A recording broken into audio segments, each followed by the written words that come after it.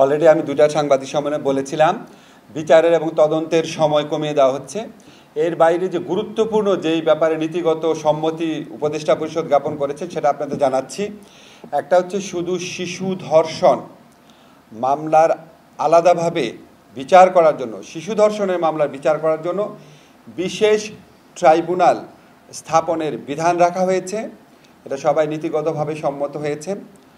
আরেকটা হচ্ছে আমাদের অনেক এই নারী ও শিশু নির্যাতন দমন আদালত দেখা যেত মামলার জট লেগে যেত, কারণ এখানে দুই ধরনের মামলা আসতো। একটা হচ্ছে সম্মতিসহ যে সমস্ত ধর্ষণের ঘটনা ঘটতো, যে বিয়ের প্রলোভন দেখিয়ে, এই সমস্ত মামলার অনেক আধিক্য ছিল, এই মামলাগুলাই বেশি ছিল। আর সম্মতি ব্যতিরেকে যেই ধর্ষণের ঘটনা, সেই মামলাগুলোর বিচার এই জন্য আটকে থাকতো।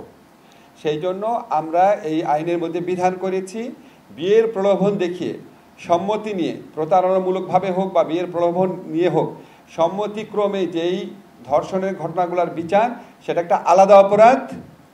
আর হচ্ছে সম্মতি ব্যতিরেকে মাগুরার ক্ষেত্রে, বরগুনার ক্ষেত্রে যেই ঘটনাগুলো ঘটেছে, সেই ধর্ষণের ঘটনাগুলোর আলাদা একটা অপরাধ হিসাবে এখানে আইডেন্টিফাইড হয়েছে।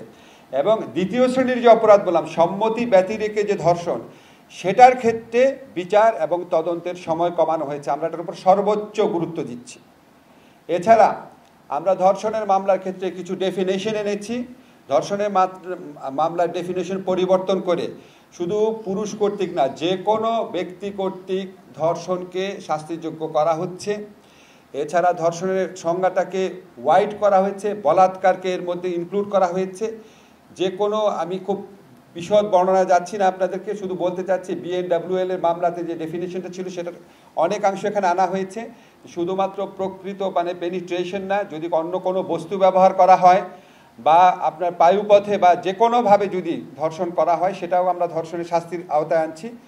এটা আপনারা মানে যে কোনো ফর্মে যদি ধর্ষণ হয়, এটা আমরা ওয়াইড করে দিচ্ছি। আর থার্ড যে অত্যন্ত গুরুত্বপূর্ণ পরিবর্তন আনা হচ্ছে, সেটা হচ্ছে ডিএনএ রিপোর্ট পাওয়ার অপেক্ষায় অনেক মামলা বছরের পর বছর ঝুলে থাকতো।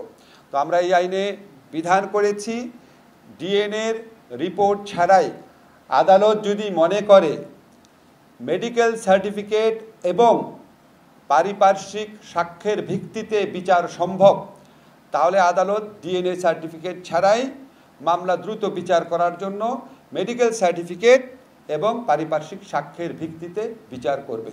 এছাড়া আমরা ভিকটিমদের প্রোটেকশনের জন্য বিভিন্ন ধরনের ব্যবস্থা করেছি, ওনাদেরকে ক্ষতিপূরণ দান করার ব্যবস্থা করেছি।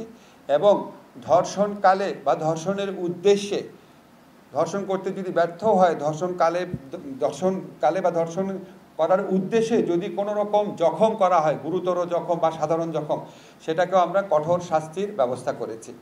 আপনারা বৃহস্পতিবার দিন এটা চূড়ান্ত অনুমোদন হয়ে যাবে আমরা আশা করছি। এরপর আপনারা খুব দ্রুত গেজেট নোটিফিকেশন হয়ে যাবে, এটা আপনারা খুব দ্রুত আপনারা কপি পেয়ে যাবেন। তবে আপনাদেরকে একটা জিনিস ক্ল্যারিফাই সাথে মাগুরায় আসিয়া হত্যা এবং ধর্ষণ মামলার বিচারের সম্পর্ক নাই। ওই বিচার এগিয়ে চলেছে নিজস্ব গতিতে এবং আমরা মনে করি খুবই দ্রুততার সাথে এই মামলার বিচার হবে। এই মামলার তদন্ত কার্য সমাপ্তির পথে, ডিএনএ রিপোর্ট পাওয়া যাবে 2-3 দিনের মধ্যে, তদন্ত কার্য সমাপ্তির পথে। আমরা আশা করছি আগামী কয়েকদিনের মধ্যেই এই মামলার বিচার শুরু হয়ে যাবে এবং খুব দ্রুত নিষ্পত্তি হয়ে যাবে, যেহেতু অকাট্য অনেক প্রমাণ রয়েছে। আপনাদের যদি অন্য কোনো বিষয়ে প্রশ্ন থাকে, জাস্ট 2-3টা প্রশ্ন করবেন, রোজা আছে, আমাদের যে কেউ বলবেন, আমরা উত্তর দেওয়ার চেষ্টা করব। বাংলাদেশের শিশু আইনে শিশুর যে সংজ্ঞা, সেটাই শিশুর সংজ্ঞা 16 বছর।